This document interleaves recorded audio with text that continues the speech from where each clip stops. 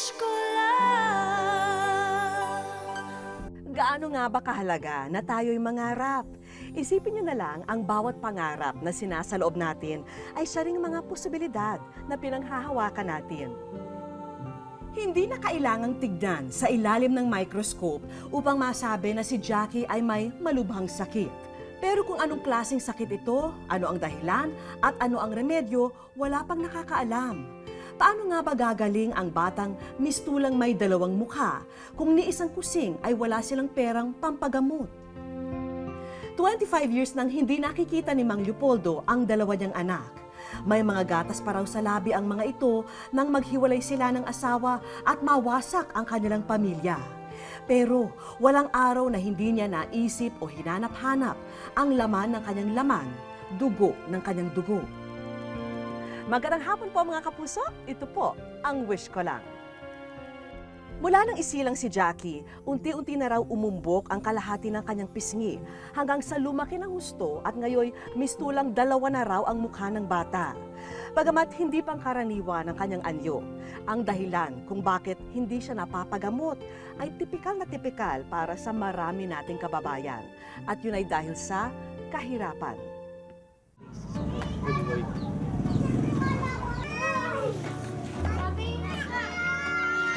Lista! Wala kaibigan. At higit sa lahat, masayahin. Ganyan ang batang si Jackie. Kakaiba man daw ang kanyang itsura, higit pa rito ang kanyang pagkatao. Ano kaya ang kwento sa likod ng dalawang mukha ni Jackie?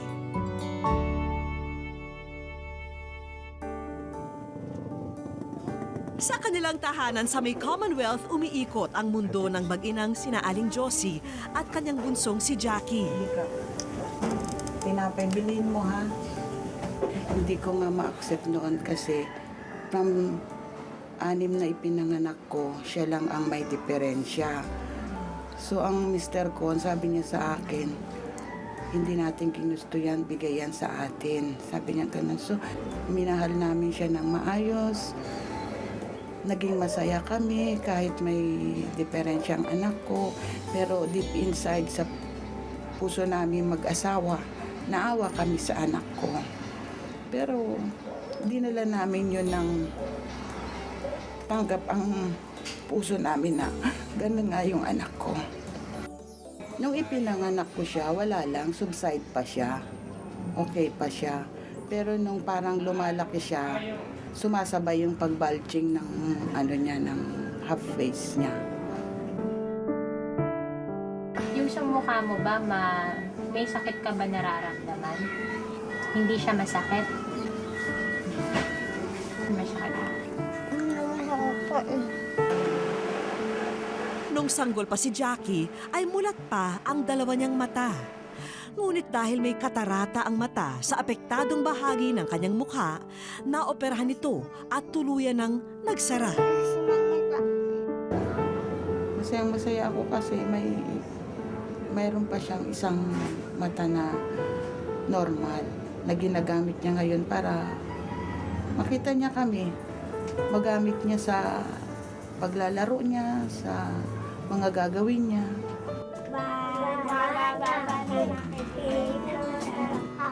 Sa kabila ng kanyang kondisyon, hindi nahihiyang makipaghalubilo sa ibang bata si Jackie.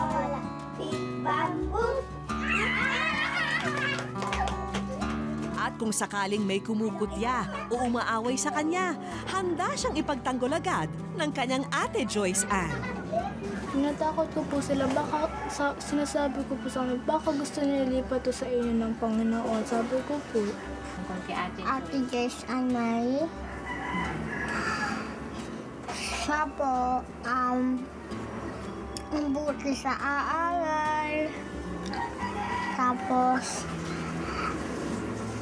aayos aaral. Tapos lagi tutulong.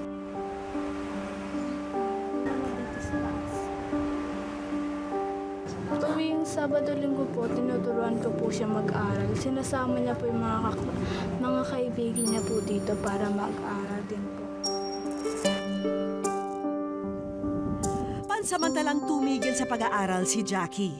Kung papipiliin siya, mas gusto raw niya ang pumasok sa normal na paaralan tulad ng ibang bata. Mamaya ka na ako. Gusto ko tata. Yung doktora, bakit mo gusto maging doktor? Kasi meron sa akong bata. Magmamagaling ako. Ano ayaw niya makulong ng bahay?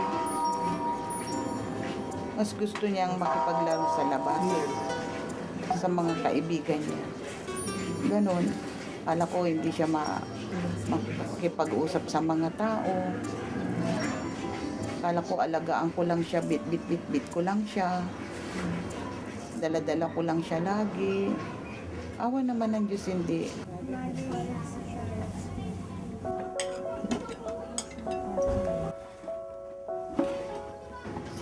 Si Jackie, matatouch ka pag niregaluhan mo eh. Kasi very loving yan, very smart. Ang response na binigay mo, may response na love. By means of, thank you ate, thank you mama, I love you papa. Ganon siya. Thank you. Bye-bye. Madalas naiiwan sa bahay si Jackie habang nasa trabaho o sa paaralan ang mga nakatatandang kapatid, kung kaya ang kanyang mama ang lagi niyang kasama. Ininis, tapos laba. Laba? Apo. Naglalaba ka rin? Oo. Apo.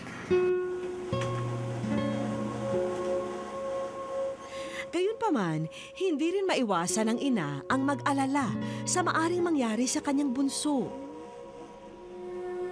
Yung pangamba ko lang na yung pag lumaki na siya, mayroon na siyang isip na inferiority complex na siya. Pag lumaki na siya, yun yung pangamba ko na hindi na siya lalabas, nahihiya na siya, yung ganon. Kasi ngayon, kumbaga sa wala pa siyang kamuang-buang, kaya natatanggap niya pa yung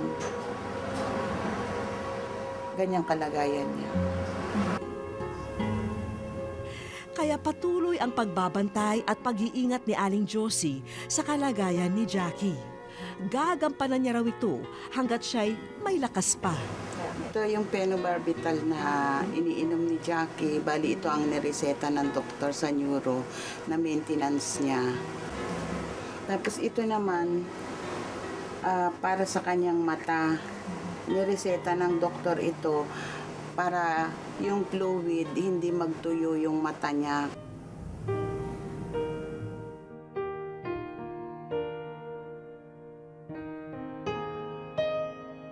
Bilang ina, pinakamabigat na sitwasyon, yung hindi ko maibigay kung pangangailangan niya sa operasyon. Yun yung aking mabigat na problema. Ang nirecommend kasi sa amin, mapa-MRI si Jackie para malaman kung anong klaseng operasyon ang gagawin sa kanya. Habang lumalaki ang bata, tila isang biyaya ng araw ang katatagan at sigla na taglay ng musmus na hindi natitinag sa kabila ng tila hati niyang itsura. Ang feeling niya walang yung deformities, wala siyang sa mukha niya. Ganun lang siya sa kaligaya sa itsura na niya na masaya na siya, ganun. Pero may time din na naiisip niya na sana gumaling na siya. Napakalalim na pagmamahal. Mahal ko si mama tapos papa. Bakit mo sila mahal? Kasi nakalagaan niya ako. Wala naman akong hinahangad na gumaling na yung aking anak. Humihingi ako ng himala na pagising ng anak ko. You are the great doctor. Hipuin mo yung anak ko. Paggising niya, maganda na siya.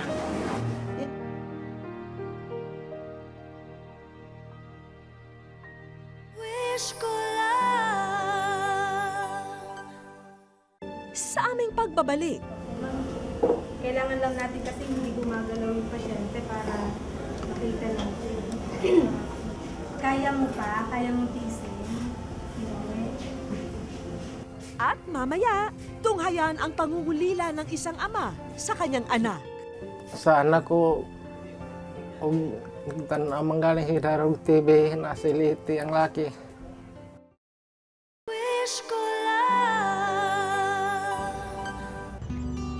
Kinabukasan, sinamahan namin ang mag-ina sa ospital na ito sa Quezon City. Para malaman kung maari nang sumailalim sa MRI si Jackie, isinagawa muna ang blood test sa kanya. Ako po nagpapasalamat sa Diyos at maayos naman pong naiano ng anak ko ang kanyang laboratory at maganda naman po ang resulta. Salamat din po at may MRI na rin siya sa wakas. Jackie has facial hemangioma, more on the right side of the face. Hindi lang sa face, and it extends down to the neck. Now, this facial hemangioma kasi, it's ugat-ugat, o parang mas vascular siya. Bago siya pumasok sa MRI room, kailangan munang lagyan ng swero si Jackie. Pero mukhang hindi ganun kadali mahanap ang ugat ng bata. Kasalukuyan na pong hinahanda si Jackie para sa kanyang MRI procedure. Medyo po kinakabahan ng konti si nanay, kaya nandito po tayo para kahit papano'y mapanatag ang loob niya. Tara.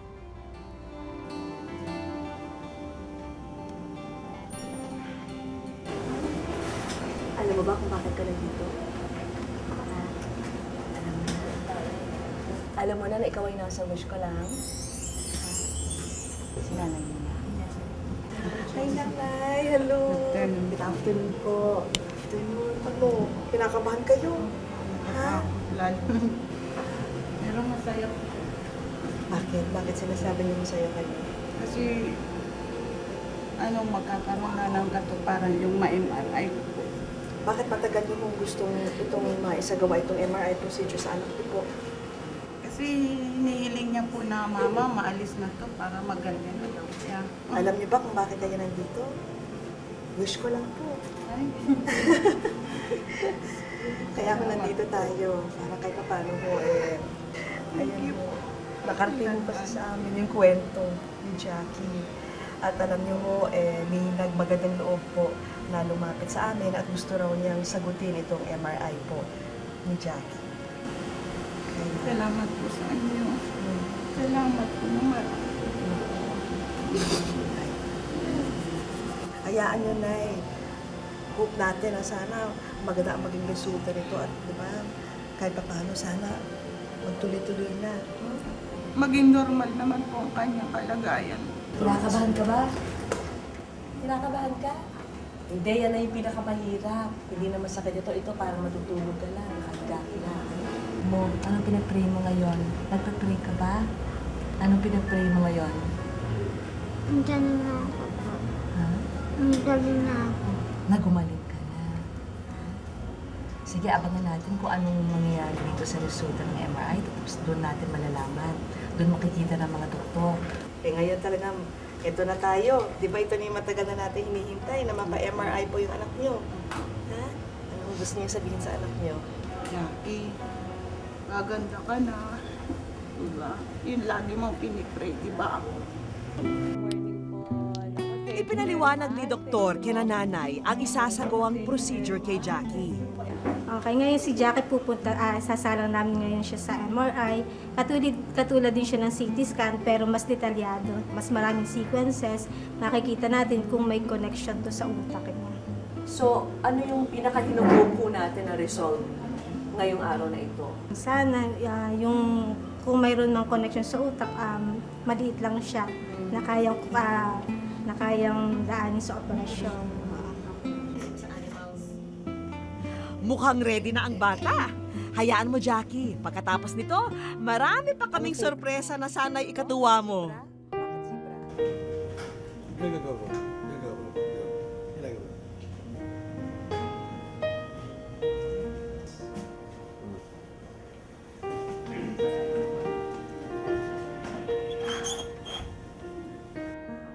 Muling nasubukan ang katatagan ni Jackie sa procedure na ito. Hindi, medyo gawing pasyente para makita natin. Kaya mo pa? Kaya mo tiisin? Sandali lang yan. Go! Ayan na. Pero sa tulong ng mga nurse at suporta ng kanyang ina at kapatid, natapos din ni Jackie ang kanyang MRI. Ano kaya ang masasabi ni Doc tungkol sa resulta ng MRI ni Jackie?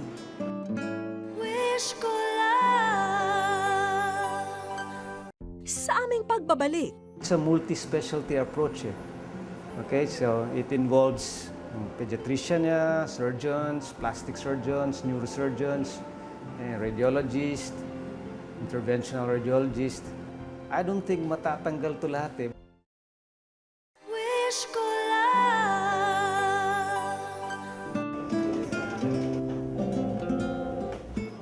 ano kaya ang masasabi ni Doc tungkol sa resulta ng MRI ni Jackie? Yung kay Jackie, kompleto yung brain eh. Although mas maliit yung isang side ng brain niya, lumiit lang siya dahil sa condition niya. But hindi siya tulad ng mga na-stroke na patient, parang hirap silang lumakad. Dahil maselan ang apektadong bahagi at hindi pangkaraniwan ang sakit ni Jackie, kailangan daw ng masusing konsultasyon at eksaminasyon sa tulong ng iba't ibang mga espesyalista. It's a multi-specialty approach. Okay, so it involves pediatrician, surgeons, plastic surgeons, neurosurgeons, radiologist, interventional radiologist. I don't think matatanggal to lahat but it can slow the growth or pwedeng lumit siya ng konti, ma-flatten. Base sa resulta ng MRI, nire-rekomenda ng doktor na sumailalim pa sa mas masusing pagsusuri ang bata. The next procedure should be an angiogram, a facial angiogram of the brain or carotid. Basta just to see the blood vessels, kung ano ba yung supply, ano ba yung blood vessel na abnormal doon. Ibinahagi ni Doc ang good news ng findings nila kay Aling Josie. Merong balat nga si Jackie, hindi naman yung tumor o cancer, hindi siya ganun. Hindi siya yung life-threatening, kumbaga. Napakasaya ko po, Doc, sa naging result ng MRI. At may posibilidad po na magagawan pa po ng paraan ng aking anak para may ayos yung kanyang mukha, Doc. Ngayong tila nabunutan ng malaking tinik sina Aling Josie, oras na para dalhin namin sila sa aming espesyal na sorpresa. Sa paboritong pasyale ni Jackie, ang zoo. Welcome, Jackie, to our Babylon Zoo.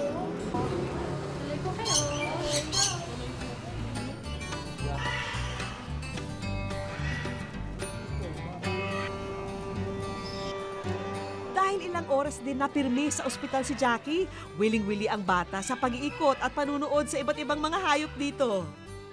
At di lang yan, nakakalaro at nahahawakan pa niya ang mga ito. Kasama ang kanyang ina at Ate Joyce, tuwang-tuwa sila sa kanilang pamamasyal. Anong crocodile? Oh my Oo. no?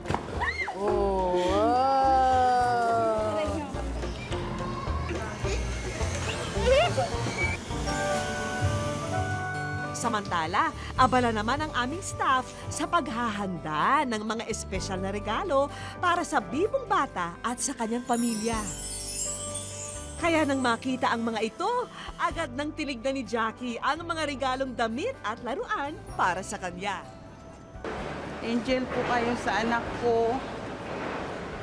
Mga bagay na ganyan, naibibigay ko pautay-utay. Pero ito sa kanya, biglaan. Kayang masaya yan siya, lahat ng gusto niya. Para pandagdag kita naman sa araw-araw na gastusin ng kanilang pamilya, ang bagong fishbowl cart na kumpleto na sa gamit at mga produkto. Malaking tulong po ito sa kanya kasi Alam mo ako, hindi ako ganun kaano sa business. Siya ang nag-encourage sa akin para mag-business. Mama, magtinda ka naman, magtinda naman tayo. Alam mo, hindi ako napanghihinaan ng loob dahil sa ginagawa niya sa akin. Presence of mind niya, yung smartness niya, hindi ako nagiging alone ba? Hindi ako nagiging weak. Bagkus na-inspire ako sa kanya, sa ginagawa niya sa akin.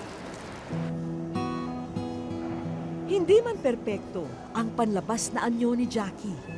Tila hatiman ang damdamin ng ina tuwing nakikita siya.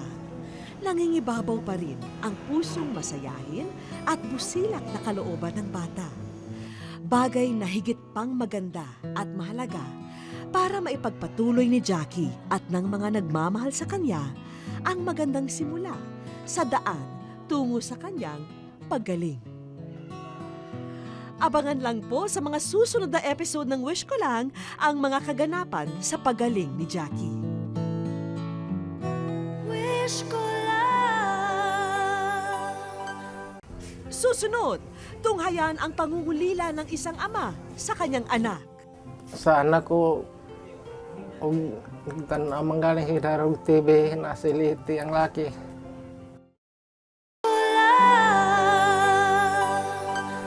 Dear Wish Ko Lang, sumulat po ako para magbakasakali na matulungan niyo ang aking kuya. Noon kasing 1986 ay iniwan siya ng kanyang asawa kasama ang kanilang 2 anak.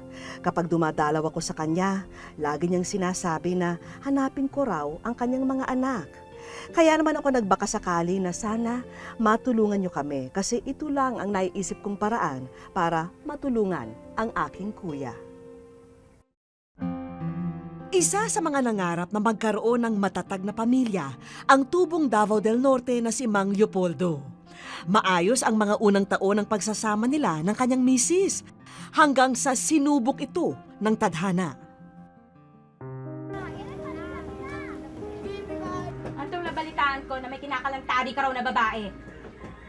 Anong kinakalantari, ha? Ano pinagsasabi mo? Sisiraan ka na ba ng bait? Oo! Sirang-sira na ulo ko! Sirang-sira dahil sa panluloko mo! Aba! Ako pa naloloko ngayon, ha? Kita mo ng pagod galing trabaho, ako pa naloloko, ha? Kung di ka makontento sa akin, pwes maghiwalay na tayo! Kala mo ikaw lang lalaki sa mundo? Maghiwalay? Oo! Eh di maghiwalay! Ha?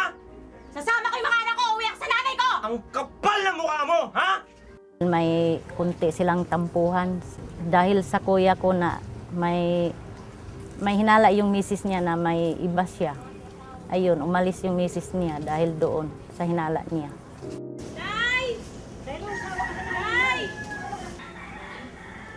Oh, ano nangyari? Si Leopoldo po na pinalayas kami sa bahay. Halika nga, at mo ulang ang mga bata. Pumasok na kayo. Ano nangyari sa inyo?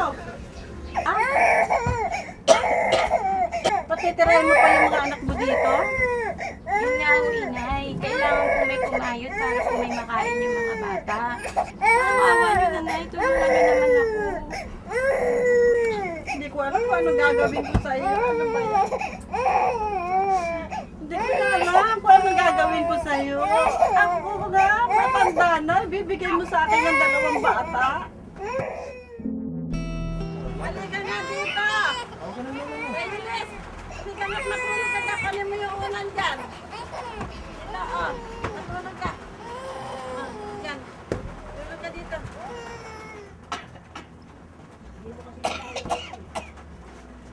At ilang gatang po ba sasaingin ko? Tignan mo nga doon kung may isang gatang pa yan.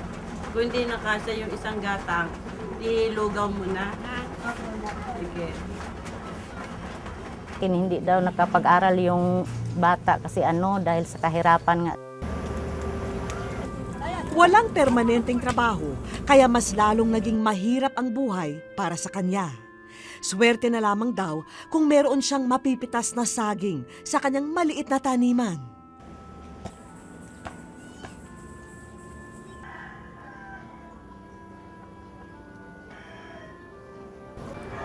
Magandang hapon ho, Aling Maring.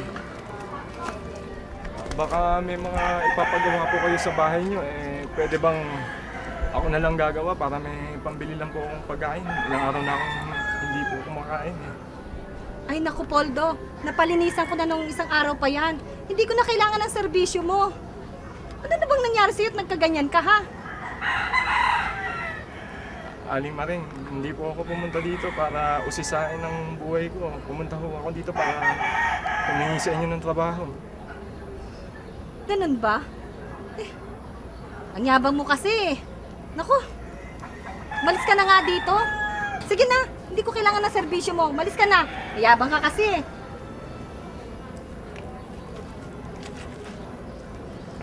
Sadyang mapagbiro ang tadhana para kay Mang Leopoldo dahil nitong nakaraang taon, panibagong pagsubok ang dumating sa kanyang buhay.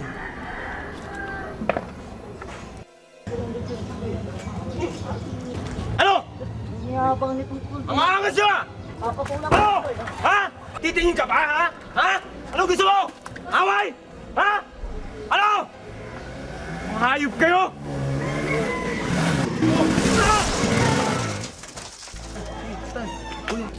Pare, namatay na yata si Pito ah. Aray! Aray! Aray! Aray! Huwag galamin! Huwag guglarin! Aray! Aray!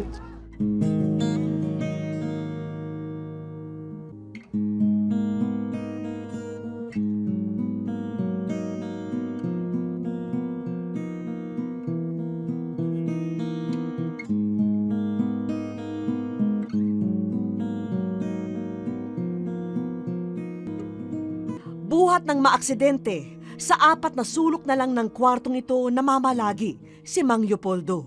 Hindi na kasi kaya ng kanyang katawan na bumangon dahil nabali ang bahagi ng kanyang spinal cord at nagkaroon pa ng komplikasyon. Kaya naman ang kanyang ikalawang asawa na lang ang nagsisilbing kamay at paa niya. Dugay ko ng pangarap na makita ko sila basta kung mga anak ko.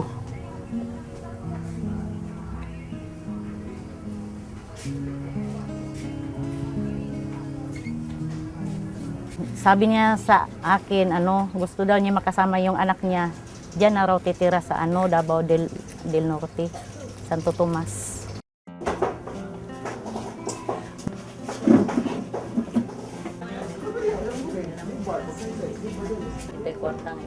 Matinding awa ang nararamdaman ni Nanay Remy sa tuwing makikita ang kalagayan ng kanyang kapatid. Gustuhin man niyang dalasan ang pagdalaw dito, hindi raw niya magawa dahil hindi kakayanin ng kanyang bulsa ang bigat ng pamasahe. At sa tuwing nagkikita sila, isang bagay lang ang pinapakiusap sa kanya, ang mahanap ang mga anak ni Mang Leopoldo. Paabot lang ko noon ng tuwis ko lang. Parang magkita kami.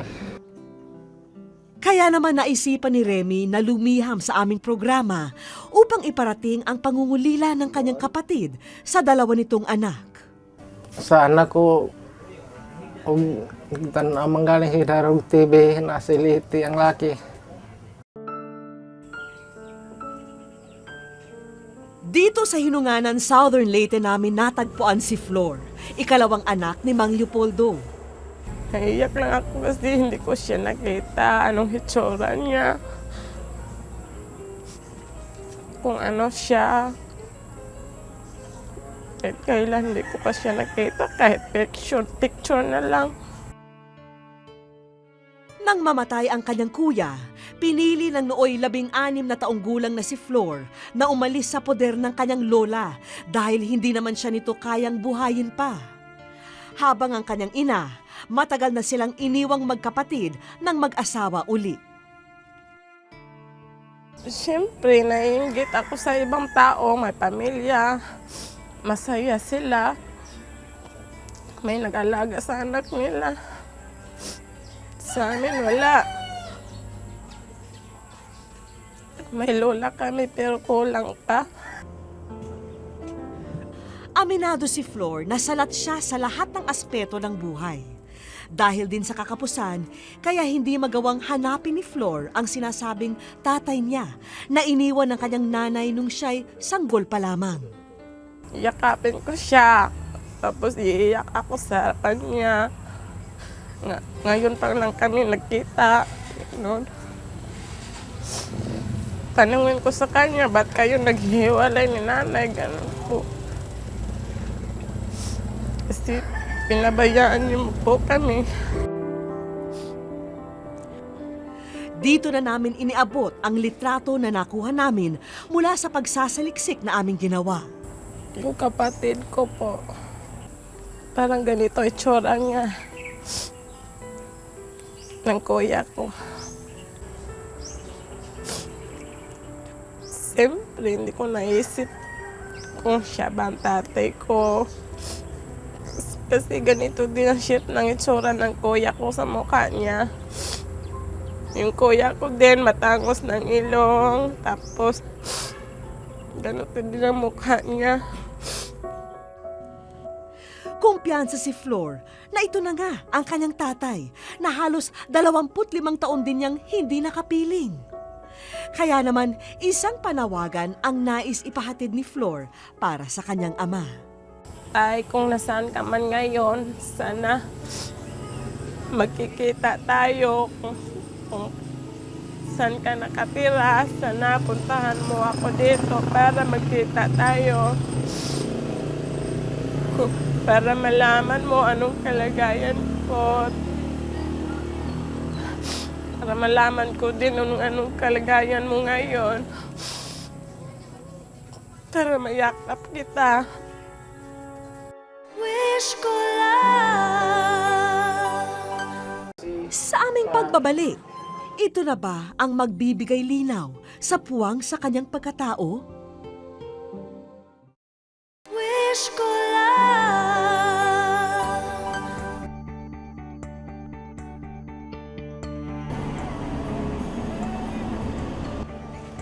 Kinailangang bumiyahe ng mag-asawa papuntang Davao upang alamin kung tama ang impormasyong aming nakala. Si Flor, magkahalong kaba at pananabik ang nadarama. Ito na ba ang magbibigay linaw sa puwang sa kanyang pagkatao? Hindi batid ni Mang Leopoldo ang aming pakay, kaya patuloy ang kanyang panawagan. Ako si Leopoldo Flores. Ang akong edad, 54. Nanawagan ko sa kong anak sa Leyte, si Leolis. Sobrang na 20 anos, wala may magkita. May panahon na siguro nakita. May tanawa lang ko ninyo kasi nakita ko ninyo sa TV. Ako nanawag sa inyo ha, Leolis nga. Si Papa niyo, Leopoldo Flores. O gatong anak na ko si tuwa sa Manila. Natigilan si Flor.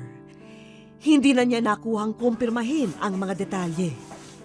Sadyang umiral ang lukso ng dugo sa pagkakataong iyon.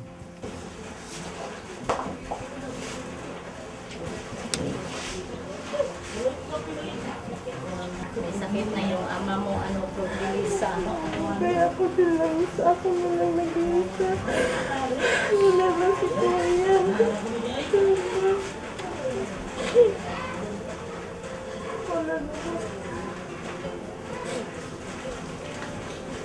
Madaling nagkapalagayan ng loob ang mag-ama.